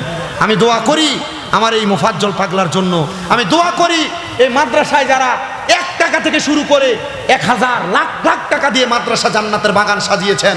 আপনারা জানেন না এই মাদ্রাসা জান্নাতের বাগান আপনারা এলাকাবাসীর জন্য কত বড় নাজাতের একটা ফয়সালা। আর যদি জানতো, জঙ্গলদির মানুষ এখনো পর্যন্ত ঘরে থাকতো না। আলহামদুলিল্লাহ, আল্লাহ আমাদেরকে আসার তৌফিক দান করেছেন। সবাই দুরূদ শরীফ পড়েন, আল্লাহুম্মা।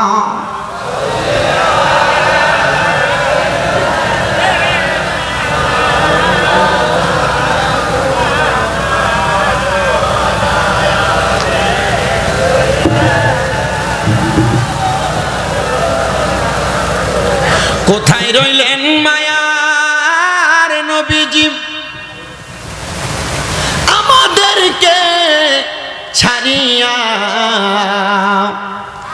আপনি বিনে কি লাভ হবে এই ধরাতে বাঁচিয়া?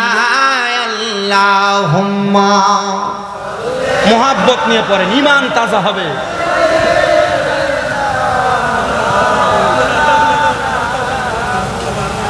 وعلى آل سيدنا পড়েন, সালাতু সালাম জানাই, দুরূদ সালাম জানাই আপনার পরে নবী গো, আমরা গুনাহগারে বলেন সালাতু সালাম জানাই, দুরূদ সালাম জানাই আপনার পরে নবী গো। সালাম আমরা গুনাহগারে গো জানাই, আমরা গুনাহগারে। সালাম আমরা গুনাহ জানাই, আমরা গুনাহগারে নবী গো, আমরা। ও নবী আপনি তো খোদার বন্ধু, আমায় পার কইরা দেন বব সিন্ধু গো। আপনি দয়া না করিলে, আপনি দয়া না করিলে কে করিবে মোরে নবী গো, আমরা গুনাহ। এ বলেন সালাতু সালাম জানাই, দুরূদ সালাম জানাই আপনার পড়ে নবী গো। ও নবী মদিনার পাক মাটিতে, আরে স্বর্ণের একটি মিম্বর আছে গো, আরে সে মিম্বরে খুতবা দিতেন, সে মিম্বরে খুতবা দিতেন দিনের নবী মুস্তাফা। তোমরা যদি যাও গো মদিনা, বলেন সালাতু সালাম জানাই, দুরূদ সালাম জানাই আপনার পড়ে নবী গো, আমরা। মুসলমান, হে নবীর উম্মতের দল, ওই মালিক সিনান বলে, রে মুহাম্মাদুর রাসূলুল্লাহ, কি জাদু দেখাইলা রে, তোমার জাদুতে আমি পাগল পারা হয়ে গেলাম। মুহাম্মাদুর রাসূলুল্লাহ বলে, নবীদের দ্বারা যদি কোনো অলৌকিক ঘটনা ঘটে, এটা জাদু না, এটারে আমার আল্লাহ বলছেন মুজিজা। জোরে শুনে পড়েন সুবহানাল্লাহ। তাসাউফ তত্ত্ব তরিকতের কিতাব পড়ে দেখলাম, কোন আল্লাহর ওলি দ্বারা যদি কোনো অলৌকিক ঘটনা ঘটে, এইটাকে বলা হয় কারামত। কন্যা কথা কয় না, কি বলে? আল্লাহর ওলিদের দ্বারা কোনো যদি অলৌকিক ঘটনা ঘটে সেটা কারামত, নবীদের দ্বারা অলৌকিক ঘটনা ঘটলে মুজিজা। কারামতে আউলিয়াও হাক্কুন, ওলিদের কারামত সত্য, মুজিজায়ে নবিয়া হাক্কুন, নবীদের মুজিজাও সত্য। ও নবী গো, বুঝতে পারলাম এটা আপনার মুজিজা, তাহলে আপনি বলেন না ও মুহাম্মাদুর রাসূলুল্লাহ, আপনি আর কি জানেন? বলে, অন্য কোনো কিছু না রে, আমি আরেকটা জিনিস জানি রে, তোমার বাড়িতে তোমার কন্যা সন্তানটা চোখ দিয়ে দেখতে পারে না, আমি মুহাম্মাদুর রাসূলুল্লাহ দোয়া করে দিলাম, আমার দোয়ার বরকতে আল্লাহ তোমার কন্যার চোখ ফিরিয়ে দিছে, যায় দেখো। ওই মালিক সিনান বলে, আমি বাড়িতে যায় দেখলাম, আমার চোখ কানা মাইয়াটা চোখ দিয়া দেখতেছে। তার মানে বোঝা যায়, আদ-দুআ উলাইয়া আত-তাকদির উলাইয়া রুদ্দু, মানুষের তাকদির কোনোদিন পরিবর্তন হয় না, ইল্লা বিদ-দুআ, দোয়ার মাধ্যমে পরিবর্তন হয়ে যায়। জোরে শুনে পড়েন মারহাবা। এই জন্য আপনারা যারা মুরব্বী আছেন, আমাদের জন্য দোয়া করবেন। আপনারা যারা ছোট আছেন, আপনারা সব সময় মুরব্বীদের কাছে দোয়া চাইবেন।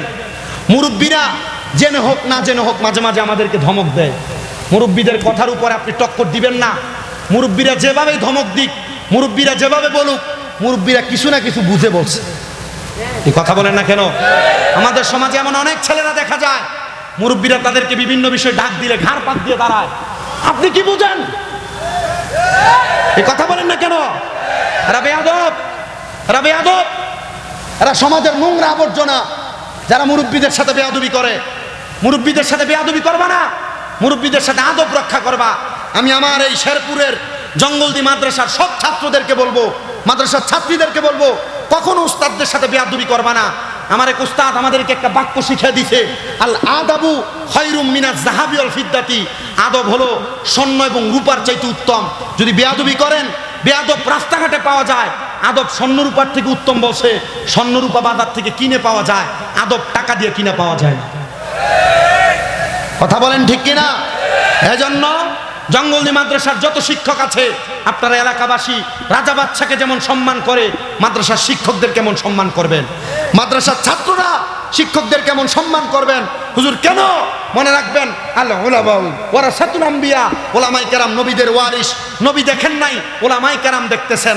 ওলামায়ে কেরামকে সম্মান করলে, নবীকে সম্মান করলে যে সওয়াব পাইতেন, আল্লাহ সে সওয়াব লিখে দিবে। জোরে সরে পড়ি সুবহানাল্লাহ। কিন্তু আমাদের সমাজ ওলামায়ে কেরামকে 2 টাকার মৌলবি বলে। হ্যাঁ বাবা, 2 টাকার মৌলবি বলে, যাদেরকে তুমি ডাকো এই মৌলবি তোমাকে সুপারিশ করে জান্নাতে নিবে। মৌলবীর এক কাপ চা খাওয়াও, লাভ হবে। মৌলবীর একটা সালাম দাও, লাভ হবে। কারণ আল্লাহ তাআলা এক একজন মৌলবীর হাতে অসংখ্য জান্নাতের টিকিট ঠিকাদারে দিয়ে দিবেন। বলে, হুজুর কি বলেন? আমাদের জন্য সুপারিশ, আমাদেরকে আল্লাহ ছাড়া কে রক্ষা করবে? বেশি উপরের ক্লাস লাগবে না, মাদ্রাসার ক্লাস 9-10 হাদিস এবং ফিকার কিতাব পড়ে দেখেন, একজন না 6 প্রকার ব্যক্তি আমাদের জন্য সুপারিশ করবে। 6 প্রকার। কয় প্রকার ব্যক্তি? 6 প্রকার ব্যক্তি সুপারিশ করবে। এর মধ্যে মিনান নাবিয়িনা ওয়াস সিদ্দিকিনা ওয়াস শুহাদাই ওয়াস সালিহিন, 1 নাম্বার নবীরা সুপারিশ করবে, আমাদেরকে বাঁচায় জান্নাতে নিয়ে যাবে।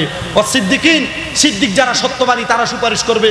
ওয়াস শুহাদা, যারা শহীদ তারা আমাদের জন্য সুপারিশ করবে। ওয়াস সালিহিন, যারা নেককার বান্দা আল্লাহর ওলি মাশায়েখে পীরে কামেল তারা আমাদের জন্য সুপারিশ করবে। এরপরে আও হাদিস শরীফের মধ্যে বলে আল উলামা, ওলামায়ে কেরাম সুপারিশ করবে। চিন্তা করে দেখছেন, আমাদের জন্য সুপারিশ করবে মানে বুঝেন, মানে আপনার জন্য সুপারিশ করবে। আল্লাহ এই গুনাহগার গুনাহ করছে, বুঝে নাই, ছেড়ে দেন। আল্লাহ বলবে তাদের ইজ্জতের কারণে ছেড়ে দিবে। আপনার কাছে ওলামায়ে কেরামকে সম্মান করতে কষ্ট হয়, আল্লাহর ওলিদেরকে সম্মান করতে কষ্ট হয়। আল্লাহর ওলিদের হাতের মধ্যে চুমা দিলে আপনার মুখে দিয়ে বেদাতের ফতোয়া আসে। আপনি বলতে থাকেন, আল্লাহ তাআলা আমরা যারা এই আমলগুলো করতেছি, আল্লাহ এগুলোর ফায়দা আমাদেরকে দান করুন। আর এই আবু দাউদ শরীফের হাদিস শরীফ পড়ে দেখলাম, মা বাবা এবং উস্তাদ যারা, ওনাদের পায়ের মধ্যে চুমা খাওয়া যায় না। আপনারা কোনোদিন আপনাদের মার পায়ে চুমা দিছেন, বাবার পায়ে চুমা দিছেন? আমি বক্তা হয়েছি আমার মা বাবার পায়ে চুমা দিয়া, আলহামদুলিল্লাহ পড়েন। আমি আমার মার পায়ে চুমা দিয়া বক্তা হয়েছি। আমি কামেল 2য় বর্ষে পড়ি ফেকাতে, আর 6টা মাস গেলে নামের আগে মুফতি লাগিয়া যাবে। তো মুফতি হওয়ার মতো যোগ্যতা আমার নাই, শুধু পরীক্ষা দিচ্ছি। আমি এতটুকু বিশ্বাস করি আমার মার পায়ে বাবার পায়ে চুমা দেওয়ার কারণে আল্লাহ তাআলা আমাকে সম্মানের আসনে এতে প্রধান বক্তা বানাইয়া কোথায় 9 ঘন্টার রাস্তা। নারে রিসালাত, আয় না নারে রিসালাত, মধ্যে অভ্যাস নাই, এখন থেকে নারে রিসালাত বলবো। মারহাবা পড়েন। মা বাবার পায়ে চুমা দিবা ইনশাআল্লাহ। মানুষের সামনে এখন যে সমাজ, মানুষের সামনে দিও না, মানুষ মনে করবে সেজদা দেয়, যেন মানুষ এটা সেজদা না বুঝে। আমি যেদিন আমার আব্বার পায়ে চুমা দিছি, আমার আব্বা কয় দেখ পোলা কি পাগলামি করে।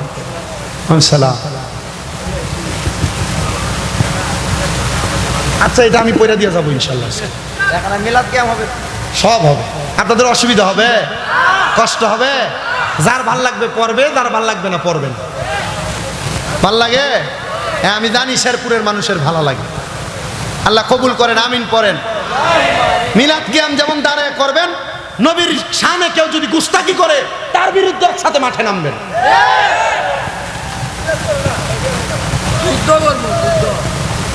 আল্লাহ কবুল করুক।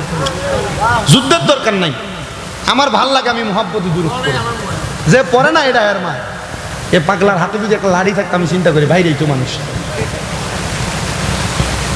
তাহলে আমার বাবারা, আমি আমার ওয়াদের যে জায়গায় ছিলাম, নবী রাহমাতুল লিল আলামিন নবী দুনিয়াতে আগমন করেছেন কি পরে?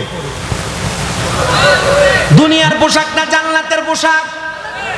জান্নাতের পোশাক পরে দুনিয়াতে আগমন করেছে। আমার নবীজির আম্মা জান বলে জগতের মানুষ শুধু আগমন করে নাই, আমি আমিনা তাকে দেখলাম দুনিয়াতে সন্তান আগমন করলে ওই সন্তানের মাথা আগে দুনিয়াতে আসে। কিন্তু আমার নবী মুহাম্মদুর রাসূলুল্লাহ যখন আগমন করলো, নবীজির কদম মুবারক আগে জমিনের মধ্যে লাগছে। আর নবীর কদম মুবারক যখন জমিনে লাগছে, তখন মক্কা নগরীর যেই নদীর মধ্যে পানি ছিল না, আল্লাহ তাআলা নবীর কদম মুবারকের সাদকায় পানি দিয়ে দিছে। যে গাছের মধ্যে ফল ছিল না, ওই গাছের মধ্যে ফল দিয়ে দিছে। যে গাছের মধ্যে পাতা ছিল না, নবীজির কদমের সাদকায় আল্লাহ তাআলা ওই গাছের মধ্যে ফুল আর ফল আর নদীর মধ্যে পানি দিয়া দিছে। জোরে বলেন সুবহানাল্লাহ। নবী যখন দুনিয়াতে আগমন করলেন, নবীর ফুফি আম্মা বলেন আমি তাকে দেখলাম মুহাম্মাদুর রাসূলুল্লাহর ঠোঁট মোবারক পটপট করে লড়তেছে। আমি দেখলাম রে দুনিয়ার কোন সন্তান জন্ম নিলে ওয়া ওয়া করে কান্না করে, কিন্তু মুহাম্মাদুর রাসূলুল্লাহর ঠোঁট মোবারকটা কেমন জানি নড়াচড়া করতেছে। নবীর ফুফি আম্মা বলে আমি মুহাম্মাদুর রাসূলুল্লাহর কানের সাথে কান, মুখের সাথে কানটা লাগাইলাম। আমি দেখলাম জন্মের পরে মুহাম্মাদুর রাসূলুল্লাহ ইয়া রব্বি হাবলি উম্মতি উম্মতি বলে কান্দে। জন্মের পর থেকে উম্মতি বলে কান্দে। হে জঙ্গলদির বাবা, ওই উম্মতি বলে কান্নওয়ালা নবীর মাদ্রাসার মাহফিলে বসেছেন আপনারা। ওই উম্মতের চিন্তা করে নবীর মাদ্রাসায় আপনারা বসেছেন। আরে মাদ্রাসার মধ্যে যে তলেবুল আলেমরা পড়ালেখা করে, তারাই তাদের সিনার মধ্যে নবীর কোরআনের শিক্ষা, নবীর হাদিসের শিক্ষাগুলা নিয়ে আপনার জন্য দোয়া করবে। আজকের ওই মিলাদুন নবীর মাহফিল আপনারা যারা বসেছেন, আপনাদের লাভটা কি হবে? নবী আমার যখন প্রাপ্তবয়স্ক ইসলামের দাওয়াত দেন, নবীজির চাচা নাম তো আপনারা অনেকে শুনেছেন আবু তালেব আর আবু লাহাবের কথা, কিন্তু এরা নবীর উপর ঈমান আনেন নাই। কিন্তু আমার নবীজি যখন দুনিয়াতে জন্মগ্রহণ করেছে, নবীজির চাচা আবু লাহাব অথবা আবু তালেব, দুইটা নামের একটা আমার মনে পড়তেছে না হাদিস শরীফে বাণীটা। নবীজি তখন স্বপ্ন দেখলেন নবীজির চাচা জাহান্নামের আগুনের মধ্যে জ্বলতেছেন। আমার নবী প্রশ্ন করলেন, এ চাচা আপনার কবরে কেমন অবস্থা, আপনার সঙ্গে কবরে কেমন আচরণ করা হয়? উনি বলে আমার সঙ্গে কবরে বড় কঠিন আচরণ করা হয়, কিন্তু যেদিন সোমবার দিন আগমন করে, আমি চাচার মুখের মধ্যে আমার ডান হাতের শাহাদাত আঙ্গুলটা যখন ঢুকাই, আমার মুখের মধ্যে আমি একটা শান্তির শরাব পান করি। এ চাচা, কেন গো, কেমনে আপনি শান্তি পাইলেন জানতে চাই। উনি বলে, অন্য কোনো কারণে আমি শান্তিটা পাই না, একটাই মাত্র কারণ গো, একটাই মাত্র কারণ। যখন আমার কাছে আমার একটা দাসী ছিল, যার নাম ছিল সুহাইবা, ওই সুহাইবা আমি চাচার কাছে আইসা বলেছে, নবীর চাচা হযরত আব্দুল্লাহর ভাই, আপনার ভাইয়ের স্ত্রী আমেনার গর্ভ থেকে আপনার ভাতিজা আগমন করেছে, আর আমি নবীর চাচা আমার ডান হাতের শাহাদাত আঙ্গুল দিয়ে তার এইভাবে ইশারা দিয়ে বলছি, তোমাকে আযাদ করে দিলাম। আর আমার আল্লাহ তাআলা নবীর জন্মে খুশি হইয়া দাসীকে আযাদ করে দেওয়ার কারণে আমি চাচাকে সোমবার দিন আনন্দ, সোমবার দিন কবরের আযাব মাফ করে রাখে। চিন্তা করে দেখেন, নবীর চাচা ঈমান আনেন নাই, নবীর আগমনে খুশি হওয়ার কারণে আঙ্গুলের ইশারা দিয়ে দাসী মুক্ত করে দেওয়ার কারণে আল্লাহ তাআলা নবীর চাচাকে কবরের মধ্যে আযাব থেকে মুক্ত রাখেন। তা আমরা নবীর উম্মতেরা যদি নবীর মিলাদুন নবীতে খুশি হইয়া মাহফিল করি, তাহলে আমার আল্লাহ তাআলা আমাদেরকে কতটুক বড় বড় নিয়ামত দান করবে চিন্তা করে দেখেন। এ আমার জঙ্গলদের বাবা, ওই নবী রাহমাতুল লিল আলামিন নবীর উপরে আল্লাহ তাআলা কোরআন নাজিল করেছেন। ওই কোরআনের একটা আয়াতে কারিমা আল্লাহ তাআলা কোরআনুল কারিমে বলেন, ওয়া আবুদুল্লাহা ওয়া লা তুশরিকু বিহি শাইআন ওয়া বিল ওয়ালিদাইনি ইহসানা। আল্লাহ তাআলা ওই নবীর উপর নাজিলকৃত কোরআনে ঘোষণা করেছেন, তোমরা আমি আল্লাহর ইবাদত করো, ওয়া লা তুশরিকু বিহি শাইআ, তোমরা আমি আল্লাহর সঙ্গে কোনো কিছুর মধ্যে অংশীদার শিরিক করো না। আর আমার আল্লাহ তাআলা বলেন, ওয়া বিল ওয়ালিদাইনি ইহসানা, তোমরা তোমাদের মা বাবার প্রতি ইহসান করো। আমি আমার ওয়াজের শেষের দিকে যাচ্ছি। এ বাবা, আল্লাহর কোরআনে তিনটা জিনিসের কথা বলেছে। 2 নাম্বার শিরিক যেন না করে, শিরিক যেন না করে। আর 3 নাম্বার মা বাবার খেদমত, মা বাবার প্রতি ইহসান করার জন্য। সন্তানের দল আল্লাহর ইবাদত করলেন না, ওই 2টা করলেন, আপনি জাহান্নামী। আবার 2টা করলেন, মা বাবার খেদমত করলেন না, আপনি জাহান্নামী। এই জন্য আপনাদের সবার কাছে আপনার রে বাবা, আপনারা যদি আমার আল্লাহ তাআলার কাছে প্রশংসিত এবং দামি হইতে চান, আপনারা দুনিয়াতে নামাজ রোজার পাশাপাশি, শিরিক মুক্ত থাকার পাশাপাশি আম্মা আব্বার বড় খেদমত করবেন। আজকে আপনাদের এখানে আসার সময় আমি যখন এলেঙ্গা পার হয়ে কালীহাতের দিকে ঢুকতেছি, একটা ছেলে যশোর থেকে আমার ফোন দিয়া বলে, হুজুর আপনি একটু আমার আম্মার জন্য দোয়া করবেন। আমার বড় ভাই আমার আম্মা জানকে মাইরা ঘর থেকে তাড়াইয়া দিছে। হুজুর এখন আমার মা কোথায় আছে আমি জানি না। আমি চিন্তা করলাম, যশোরের ছেলেটার মতো কত মা পাগল সন্তানেরা তাদের মা হারাইছে, কত বাবা পাগল সন্তানেরা তাদের বাবাকে হারাইছে। আমি জানি না আজকের জঙ্গলদি জান্নাতের বাগান মাহফিলে কোন সন্তান জানি তাদের মা হারাইয়া বসে গেছে। আমি জানি না আজকের জান্নাতের বাগানে কোন সন্তান জানি তাদের বাবাকে হারাইয়া বসে গেছে। এ সন্তান, তোমার মা বাবা কবরে কেমন আছে তুমি সেই খবর জানো না। সন্তান মনে রাখবারে, ওই মা বাপকে দুনিয়াতে বাইচা থাকলে খুশি করার চেষ্টা করবা। কারণ আল্লাহর নবী হাদিসে মুবারাকার মধ্যে বলতেছে, রেদার রব্বি ফি রিদাল ওয়ালিদাইন, মা বাবার সন্তুষ্টিতে আমার আল্লাহ তাআলা সন্তুষ্ট হয়ে যায়।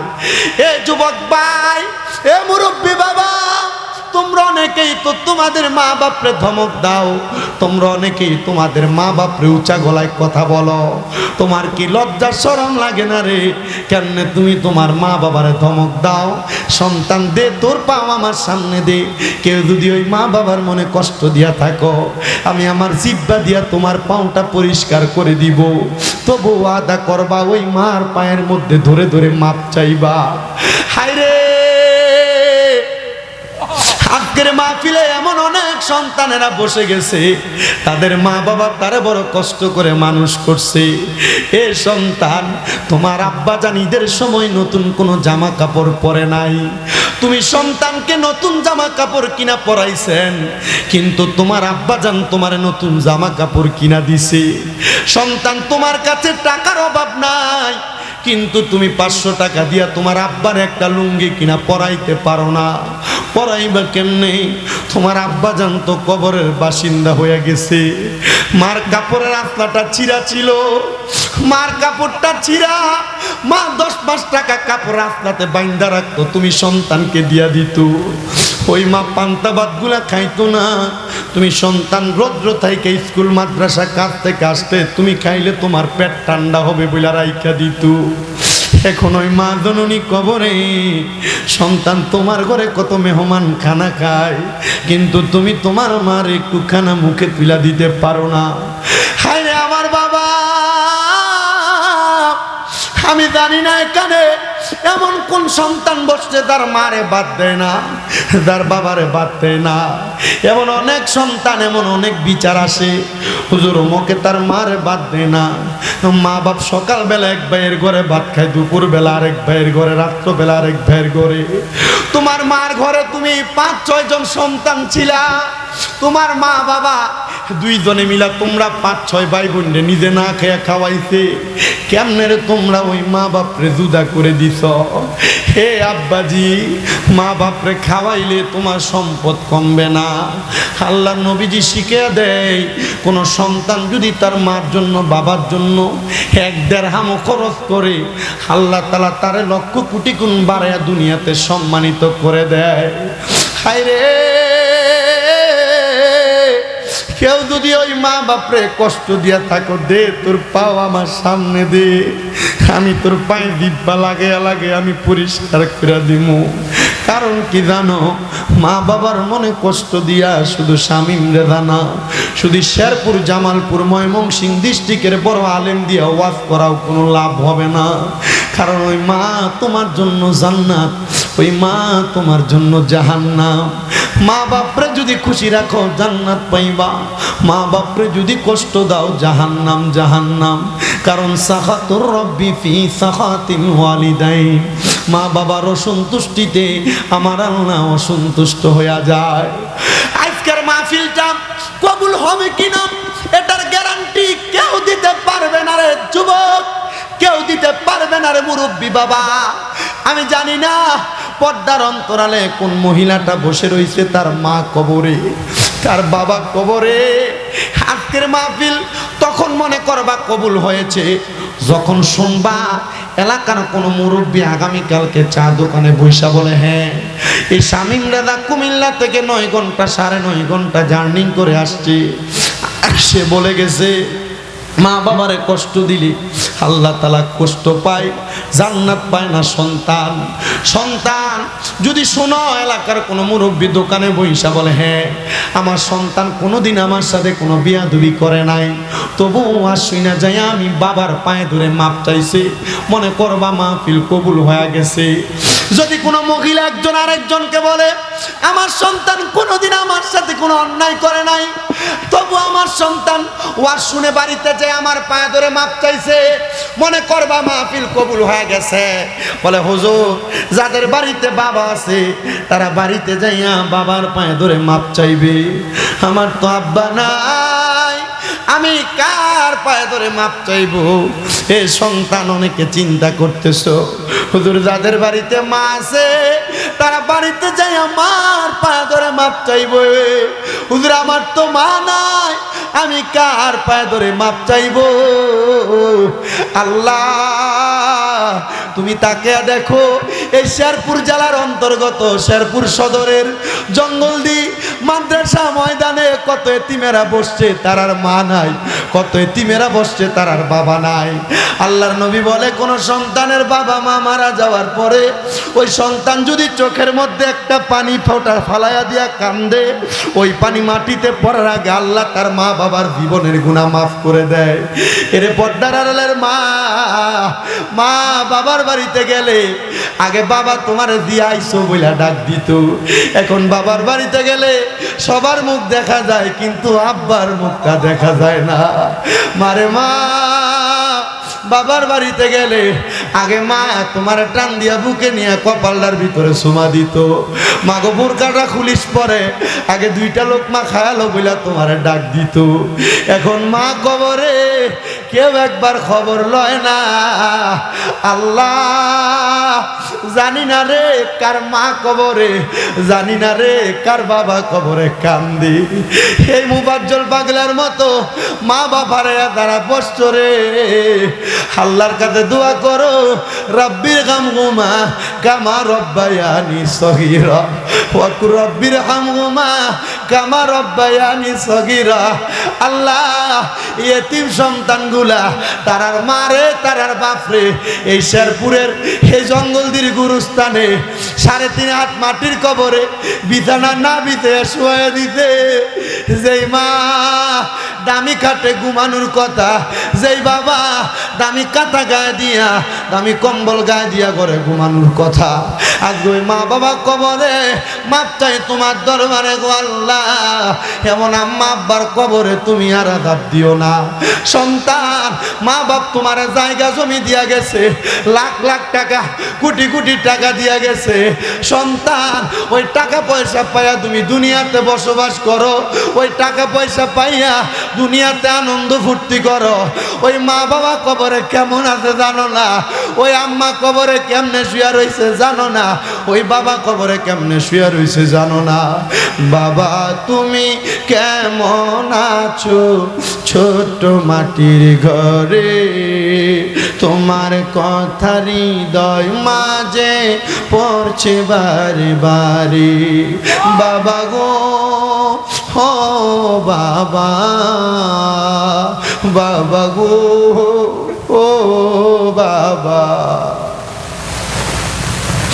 আগে কোনো অন্যায় করলে বাবা তোমার ডাক দিয়া বাড়ি নিয়ে যাইতো, বাবা তোমার ধমক দিত।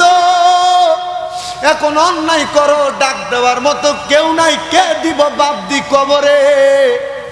আগে এক বেলা ভাত না খাইলে মা তোমার ডাক দিয়া বলতো, পেটটা দি পিঠের সাথে লাইগা গেছে, হে সন্তান একটু খানা খাও না কেন। এখন 2-3 বেলা খানা না খাইলে কেউ একবার খানা খাইছুনি বলে জিজ্ঞাসা করে না। হে সন্তান, আব্বা মাঝেই বাড়ি দিয়া গেছে, চিন্তা করো যদি না দিয়া যাইতো, যদি ভাড়া থাকতা, মাসে যদি 5,000 টাকা করে ভাড়া দিতা, 12 মাসে 60,000 টাকা ভাড়া লাগতো। ওই মা কবরে চলে গেছে, ওই আব্বা কবরে চলে গেছে।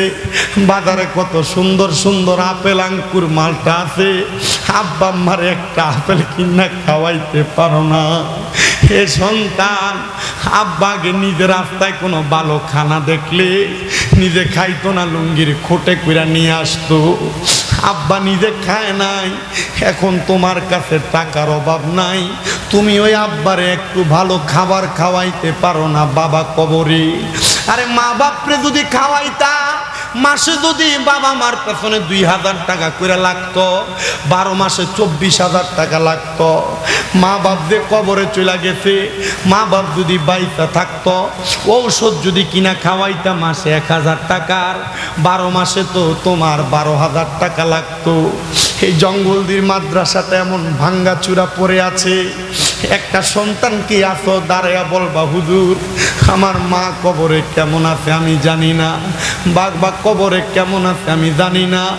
আল্লাহ তাআলা আমার আব্বা আম্মার কাছ থেকে আমার অনেক সম্পদ দিছে, বাবা মা থাকলে খাওয়াইতাম। আমি একটা সন্তান, আমার আব্বা আম্মার জন্য দোয়া চাই, আমি এই মাদ্রাসার জন্য 10,000 টাকা দান করব। পারলে নগদ এখন দিবেন, না পারলে 1 মাস পর, 2 মাস পর, 5 মাস পর দিবেন, 1 বছর পর দিবেন। একটা সন্তান শুধু ওয়াদা করেন, হুজুর আমি আমার মাকে বড় ভালোবাসি, বাবারে বড় ভালোবাসি, আমি 5-10,000 টাকা দিব। 1 নাম্বার আছেন নাকি কোনো ধন্য মায়ের ধন্য সন্তান, ধন্য বাবার ধন্য সন্তান এই মাদ্রাসার জন্য 10,000 টাকা দান করে?